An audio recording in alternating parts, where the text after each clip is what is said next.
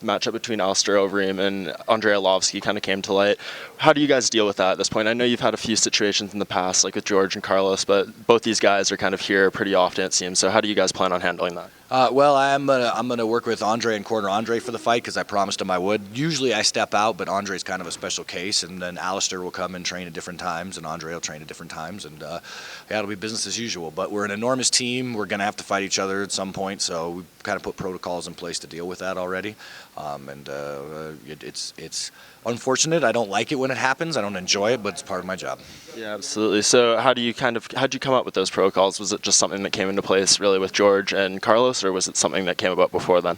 It was before then when we went through the John Jones-Rashad situation, where I really dropped the ball on that. You know, I should have had those protocols in place at that time to deal with it. It just was never a reality. So, you know, I might not be that sharp, but I do learn eventually, and that situation really taught me a lot. My mistakes that I made in that situation, I don't plan on making again. Yeah, so, I mean, in terms of you, is that a difficult situation for Alistair, kind of you being in Andrei's corner? Have you guys spoke about that, and what were his feelings on it, if so?